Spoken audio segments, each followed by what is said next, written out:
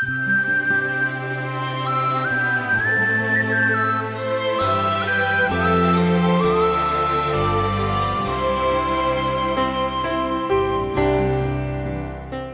శ్రోతలు, మీ బైబిళ్ళు తెరవండి. ఈరోజు మన పాఠం ప్రకటన గ్రంథం 19వ అధ్యాయం 17 నుండి 21వ వచనం వరకు. సావధానంగా వినండి. ఒక దూత సూర్యబింబములో నిలిచి ఉండడం చూచాను. అతడు గొప్ప శబ్దముతో ఆర్భటించి అన్నాడు, రండి, రాజుల మాంసమును, సహస్రాధిపతుల మాంసమును, బలిష్ఠుల మాంసమును, గుర్రముల మాంసమును, వాటి మీద కూర్చుండే వారి మాంసమును, స్వతంత్రులదేమీ, దాసులదేమీ, కొద్దివారిదేమీ, గొప్పవారిదేమీ, అందరి మాంసమును తినటానికి దేవుని గొప్ప విందుకు ఆకాశ మధ్యమందు ఎగురుతున్న సమస్త పక్షులను పిలిచాడు. మరియు ఆ గుర్రముల మీద కూర్చున్న వానితో, ఆయన సేనతో యుద్ధము చేయడానికి ఆ క్రూర మృగము, భూరాజులు, వారి సేనలు కూడి ఉండగా చూచాను. అప్పుడు ఆ మృగము దాని ఎదుట సూచక క్రియలు చేసి దాని ముద్రను వేయించుకున్న వారిని, ఆ మృగపు ప్రతిమకు నమస్కరించిన వారిని మోసపరిచిన అబద్ధ ప్రవక్త పట్టబడి వారిద్దరూ గంధకముతో మండే అగ్నిగుండములో ప్రాణముతోనే వేయబడ్డారు. కడమవారు గుర్రము మీద కూర్చున్న వాని నోట నుండి వచ్చిన ఖడ్గము చేత వధించబడ్డారు. వారి మాంసమును పక్షులన్నీ కడుపార తిన్నాయి. శ్రోతలు వింటున్నారా? తెల్లగుర్రమెక్కిన వాని వస్త్రములు రక్తములో ముంచబడినట్లున్నాయి. అతని వస్త్రము మీద, అతని తొడ మీద పేరు రాయబడి ఉందని, ఆ పేరు రాజులకు రాజు, ప్రభువులకు ప్రభువు అని గత పాఠంలో చెప్పుకున్నాము. ఆయన వస్త్రము రక్తసిక్తమైనది, రక్తములో ముంచబడినట్లున్నది. ఆయన ద్రాక్ష తొట్టిని తొక్కి వచ్చాడు. ఆ ద్రాక్ష మత్యపు తొట్టి దేవుని మహోగ్రతకు సంకేతం. యెషయా గ్రంథం 63వ అధ్యాయం 1 నుండి 6వ వచనం వరకు. రక్తవర్ణ వస్త్రములు ధరించి ఎదోము నుండి వస్తున్న ఇతడెవరు?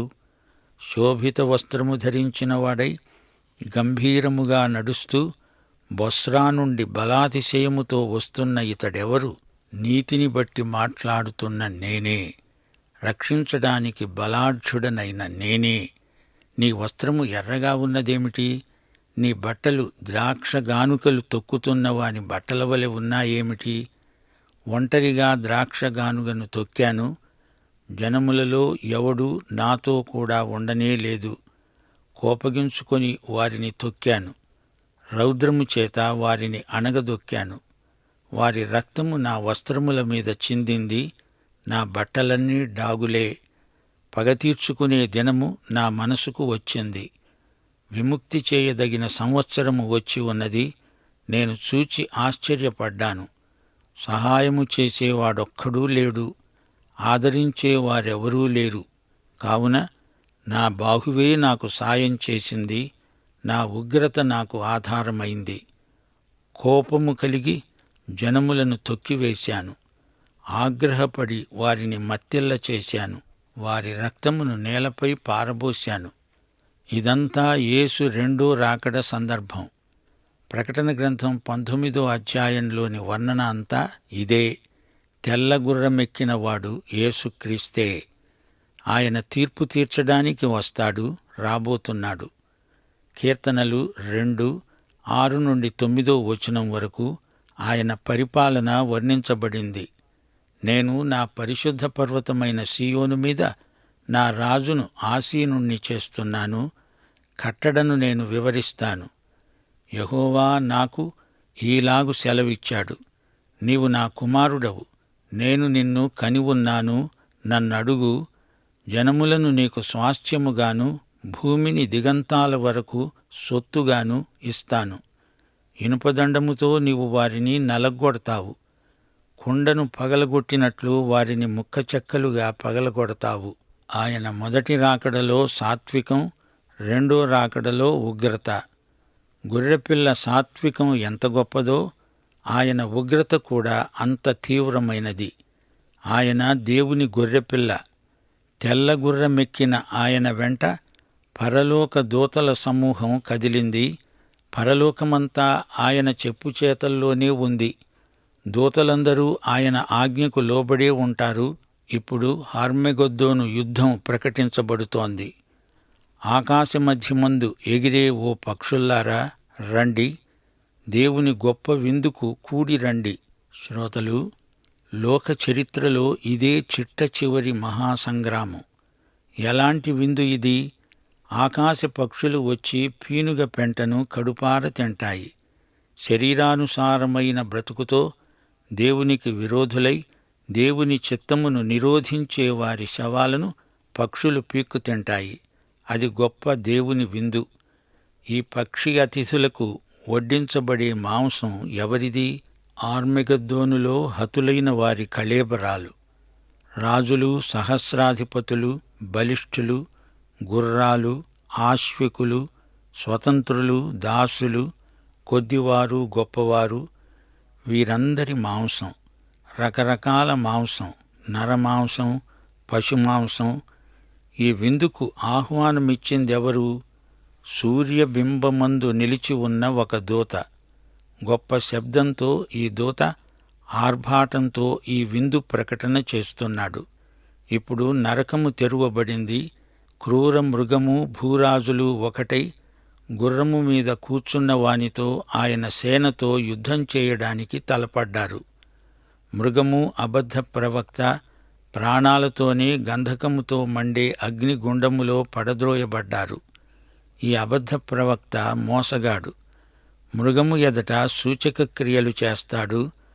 మృగపు ముద్రగలవారిని, మృగ ప్రతిమకు నమస్కారము చేసిన వారిని ఈ అబద్ధ ప్రవక్త మోసగించాడు.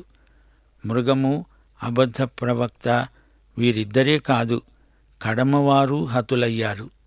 గుర్రము మీద కూర్చున్న వాని నోటిలో నుండి ఒక ఖడ్గము బయలువెడలి వారిని వధించింది. అంతా పీనుగు పెంట, ఆకాశ పక్షుల పంట. పక్షులు ఈ శవాలపై వాలి ఆ మాంసాన్ని కడుపార తిన్నాయి. ఇది మహాభయంకరమైన సన్నివేశం. ఈ అధ్యాయంలో యేసుక్రీస్తు యుద్ధవీరుడై సాక్షాత్కరిస్తున్నాడు. ఆయన తెల్లగుర్రమెక్కి ఉన్నాడు. ఆయన సైనికులు కూడా శుభ్రమైన తెల్లని నారబట్టలు ధరించుకున్నవారు. వారికందరికీ తెల్లని గుర్రాలున్నాయి. వారు యేసుక్రీస్తునే వెంబడిస్తున్నారు. ఆయన నోటి నుండి వాడిగల ఖడ్గం బయలువెడలుతోంది. ఆయన ఇనుపదండముతో వారి నేలుతాడు. ఆయన మద్యపు తొట్టి తొక్కుతాడు. మద్యపు తొట్టి అంటే దేవుని తీక్షణమైన ఉగ్రత. సర్వాధికారి అయిన దేవుని ఉగ్రత అనే మద్యపు తొట్టి అది. ఆయన వస్త్రము మీద, ఆయన తొడ మీద ఏమి రాసి ఉంది? రాజులకు రాజు, ప్రభువులకు ప్రభువు. మత్తయి శుభవార్త 26వ అధ్యాయం 53వ వచనంలో ప్రభువు అన్నాడు, పేతురు, నీ కత్తి వరలో పెట్టేయి. నువ్వు ఏమనుకుంటున్నావు? ఈ సమయమున నేను నా తండ్రిని వేడుకొనలేనా? నేనే వేడుకుంటే ఆయన 12 సేనావ్యూహముల కంటే ఎక్కువ మంది దూతలను ఇప్పుడే నాకు పంపడా? దీనిని బట్టి ప్రభువు సైన్యం ఎంత పెద్దదో మనం గ్రహించవచ్చు. అది పరలోక దూతల సైన్య సమూహం. ఆయన నోటిలో నుండి రెండంచుల పదునైన ఖడ్గం వెలువడుతోంది. ప్రకటన గ్రంథం 1వ అధ్యాయం 16వ వచనం, యెషయా గ్రంథం 11వ అధ్యాయం 4వ వచనం. తన వాగ్దండము చేత లోకాన్ని కొడతాడు. తన పెదవుల ఊపిరి చేత దుష్టులను చంపుతాడు. ఆయన దేవుని ఉగ్రత అనే మద్యపు తొట్టి త్రొక్కగా దాన్ని తాగి శత్రువులు ఒక్క పెట్టున నాశనమవుతారు. ఆయన యుద్ధపు దుస్తులపై రాజులకు రాజు, ప్రభువులకు ప్రభువు అని రాసి ఉంది. అది అందరూ చదువగలరు. ఆయన తొడ మీద కూడా ఇదే బిరుదం రాయబడి ఉంది. తొడమీది ఈ రాతే వస్త్రములో గుండా కనిపిస్తోంది. ఆయన పరిపాలకులకు పరిపాలకుడు, రాజులకు రాజు, ప్రభువులకు ప్రభువు. ఈ అధ్యాయంలో క్రీస్తు శత్రువులకు పట్టే దుర్గతి వర్ణించబడింది. యెహెజ్కేలు గ్రంథంలోని చిత్రపటమే ఇది. గోగు మాగోగు బలగమంతా హతమైన వైనం. యెహెజ్కేలు గ్రంథం 39 అధ్యాయం 17 నుండి 19 వచనం వరకు. సకల జాతుల పక్షులకు, భూమృగములకు అన్నిటికీ ఈ సమాచారము తెలియచెయ్యి. నేను మీ కొరకు వధించే బలికి నలుదిక్కుల నుండి కూడిరండి. ఇశ్రాయేలీయుల పర్వతముల మీద ఒక గొప్ప బలి జరుగుతుంది. మీరు మాంసం తింటారు, రక్తం తాగుతారు. బలాఢ్యుల మాంసం తింటారు, భూపతుల రక్తమును, బాషానులో కొవ్విన పొట్టేళ్ల యొక్క, గొర్రెల యొక్క, మేకల యొక్క, కోడెల యొక్క రక్తం తాగుతారు. నేను మీ కొరకు బలి వధించబోతున్నాను. మీరు కడుపార కొవ్వు తింటారు, మత్తు కలిగేటంతగా రక్తం తాగుతారు. ప్రకటన 13 అధ్యాయంలోని సంగతులే చాలా వరకు 19 అధ్యాయంలో చెప్పబడినవి. దేవునికి వ్యతిరేక శక్తులు ఏకమై యుద్ధానికి సన్నద్ధమవుతాయి. ఇదే హార్మెగిద్దోను యుద్ధం. ఈ యుద్ధంలో క్రీస్తే విజేత. అంత్యక్రీస్తు, అతని అనుయాయులు అగ్నిగంధకాల మంటలో పడద్రోయబడతారు. వారికి అంతిమ తీర్పు అమలుపరచబడింది. మృగము, అబద్ధ ప్రవక్త చిట్టచివరి వరకు దేవుణ్ణి ఎదిరిస్తూనే ఉన్నారు. వారు దేవుని కుమారునితో యుద్ధానికి సాహసిస్తున్నారు. ఇది దుస్సాహసం. సింహాసనాసీనుడైన దేవుడు వీరి మూర్ఖత్వమును చూచి నవ్వుతున్నాడు. దేవునికి విరోధముగా రూపొందించబడిన ఏ ఆయుధమూ వర్ధిల్లదు. మృగానికి, అబద్ధ ప్రవక్తకు, వీరితో చేరిన భూరాజులకు ఎలాంటి గతి పట్టిందో చూచారా? అగ్నిగంధకాల సరస్సు ఊహ కాదు, వాస్తవం. నరకం వాస్తవం. అందలి అగ్నిగంధకాలు మహావాస్తవికమైనవి. అందులో అణుమాత్రము సందేహం లేదు. ఆయన నోటి నుండి వెలువడే ఖడ్గం దేవుని వాక్యమే. హెబ్రీ పత్రిక 4 అధ్యాయం 12 వచనం. దేవుని వాక్యము సజీవమై రెండంచులు గల ఎటువంటి ఖడ్గము కంటే వాడిగా ఉండి ప్రాణాత్మలను, కీళ్లను, మూలుగను విభజించేటంత మట్టుకు దూరుతూ హృదయము యొక్క తలంపులను, ఆలోచనలను శోధిస్తున్నది. ఎఫెసీ పత్రిక 6 అధ్యాయం 17 వచనం. రక్షణ అనే శిరస్త్రాణమును, దేవుని వాక్యమనే ఆత్మ ఖడ్గమును ధరించుకొనండి. యేసు నోటి నుండి వెలువడిన మాట ఖడ్గమే. ఈ ప్రపంచాన్ని సృజించింది ఆయన మాటే, ఆయన వాక్యమే. మనలను రక్షించింది ఆయన నోటి వాక్యమే. యుగ సమాప్తి యందు దుష్టులను, దుష్టత్వాన్ని సంహరించేది ఆయన నోటి వాక్య ఖడ్గమే. దేవునికి స్తోత్రం. కీర్తనలు 33, 6, 9 వచనాలు. యెహోవా వాక్కుచేత ఆకాశములు కలిగాయి, ఆయన నోటి ఊపిరి చేత వాటి సర్వసమూహము కలిగింది. ఆయన మాట సెలవీయగా దాని ప్రకారమే అయింది. ఆయన ఆజ్ఞాపించగానే కార్యము స్థిరపరచబడింది. యేసు ప్రభువు అరణ్యములో సైతానుతో ద్వంద్వయుద్ధం చేస్తూ దేవుని వాక్యమనే ఆత్మఖడ్గమునే ప్రయోగించాడు. దేవుని వాక్యములో ఈలాగు రాసి ఉంది అని ప్రభువు 3 సార్లు చెప్పాడు. శోధకుణ్ణి జయించాడు. ప్రియ శ్రోతలు వింటున్నారా? 19వ అధ్యాయం హల్లెలూయా నినాదంతో మొదలవుతుంది. ప్రభువును స్తుతించండి, హల్లెలూయా. రక్షణ, మహిమ, ప్రభావములు మన దేవునికే చెల్లుతాయి. ఆయన తీర్పులు సత్యములు, న్యాయములు. ప్రకటన 18వ అధ్యాయం 20వ వచనంలోని ప్రకటన. పరలోకమా, పరిశుద్ధులారా, అపొస్తలులారా, ప్రవక్తలారా, ఆనందించండి. మీకు కలిగిన శ్రమకు ప్రతిగా దేవుడు బబులోనుకు తీర్పు తీర్చాడు. ప్రకటన 7వ అధ్యాయం 9వ వచనంలో హతసాక్షుల సమూహం. 5వ అధ్యాయం 11వ వచనంలో దేవదూతల సమూహం. ఇక్కడ హల్లెలూయా బృందగానం చేసే మహాసమూహం. హల్లెలూయా అని 4 సార్లు గానం చేసినట్లు కొత్త నిబంధనలో ఇక్కడే పేర్కొనబడింది. హోసన్న అనేది మరో స్తుతి నినాదం. హల్లెలూయా, హోసన్నా అనేవి 2 హీబ్రూ పదాలు. ఇవి దేవుని బిడ్డల మధ్య సంఘాలలో చిరపరిచితమైన స్తుతివాచకాలు. ఈస్టరు సందర్భంలో ఆరాధనలో యేసు నేడు లేచెను హల్లెలూయా అంటూ గాన ప్రతిగానాలు చేయటం పరిపాటి. హల్లెలూయా అంటే దేవుణ్ణి స్తుతించు అని అర్థం. హల్లాల్ అంటే స్తుతించడం, యా అంటే యెహోవా. హల్లెలూయా అంటే యెహోవాను స్తుతించు అని అర్థం. 113 నుండి 118 కీర్తన వరకు హల్లెలూయా కీర్తనలే. యూద బాలురు ఈ హల్లెలూయా కీర్తనలను ఆసక్తితో నేర్చుకుంటారు. హల్లెలూయా అని ఉన్న చోట దేవుణ్ణి స్తుతించండి అని అనువదించారు. గ్రీకు భాషలో కూడా హల్లెలూయా అనే ఉంది. దాన్ని తర్జుమా చెయ్యలేదు. దేవుణ్ణి స్తుతిస్తాము, ఎందుకనగా రక్షణ, మహిమ, శక్తి ఆయనకే చెంది ఉన్నాయి. రక్షణను బట్టి దేవునికి కృతజ్ఞులం, మహిమను బట్టి దేవుని పట్ల భయభక్తులు.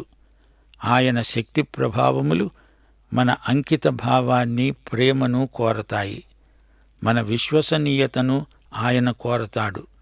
దేవునికి స్తుతి, ఎందుకనగా ఆయన తీర్పులు న్యాయసమ్మతమైనవి. పాపానికి ఫలితమే దేవుని తీర్పు. భౌతిక నియమాలున్నాయి, వాటిని పాటించకపోతే అపాయం. అలాగే నైతిక నియమాలను, సూత్రాలను మానవులు పాటించాలి. దేవుని తీర్పులు న్యాయములు, సత్యములు. దేవుని తీర్పులో ఎట్టి లోపము ఉండదు. మానవుని ఆంతర్యము ఆయన ఎరుగును. ఆయనలో ఎట్టి పక్షపాతము ఉండదు. ఆయన చర్యలు పవిత్రమైనవి. ఆయన సర్వజ్ఞాని. ఆయన తీర్పులు జ్ఞానయుక్తమైనవి. ఆయన తీర్పును అమలుపరచటంలో పరిపూర్ణత కనిపిస్తుంది. బబులోను మహావేశ్య లోకాన్ని మోసగించింది, అపవిత్రపరిచింది. ఇతరులను పాపములోకి దించడం పాపం చేయటం కంటే ఎన్నో రెట్లు ఎక్కువ పాపమవుతుంది. దేవుడు తన వారిని ఎన్నడూ విడువడు, ఎడబాయడు. బబులోను దహనమైపోగా ఆ దహన ధూమము ఎడతెగక పైకి లేస్తూ ఉంది.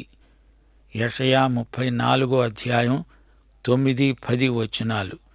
ఎదోము కాలువలు కీలవుతాయి, దాని మన్ను గంధకముగా మార్చబడుతుంది.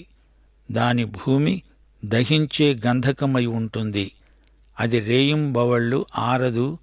దాని పొగ నిత్యమూ లేస్తుంది. అది తరతరములు పాడై ఉంటుంది. ఎన్నడూ ఎవడు దానిలో బడి దాటడు. మరచిపోకండి శ్రోతలు, 24 పెద్దలు అంటే సంఘమునకు వీరు సాదృశ్యం. 4 జీవులు అంటే సింహం, ఎద్దు, మానవుడు, పక్షిరాజు, కెరూబులు, శరాపులు. పరలోకంలో అంతా స్తుతి వాతావరణమే నిండి ఉంది. సింహం ధైర్యానికి, ఎద్దు బలానికి, మానవుడు మానసిక వికాసానికి, పక్షిరాజు వేగానికి పెట్టింది పేరు. సంఘమంతా, సృష్టి అంతా దేవుణ్ణి స్తుతించటం ఎంతో హర్షదాయకం. ప్రవక్తలు, హతసాక్షులు, పాత నిబంధన భక్తులందరూ చేరి దేవుణ్ణి స్తుతిస్తున్నారు. వీరు తమ కంఠస్వరాలతోనే కాదు, తమ జీవితాల ద్వారా, తమ మరణం ద్వారా, హతసాక్ష్యము ద్వారా దేవుణ్ణి స్తుతించారు, మహిమపరిచారు. ప్రియ శ్రోతలు, 19వ అధ్యాయం ప్రకటన గ్రంథంలో ఎంతో ఉత్కంఠభరితమైంది. దేవునికి ఇష్టులైన వారికి క్షేమం, దేవునికి విరోధులైన వారికి తీర్పు. పాఠం ఇంతటితో సమాప్తం. మన ప్రభు అయిన యేసుక్రీస్తు వారి కృప, తండ్రి అయిన దేవుని ప్రేమ, పరిశుద్ధాత్మ యొక్క అన్యోన్య సహవాసము మనకు సదాకాలము తోడై ఉండునుగాక. ఆమేన్.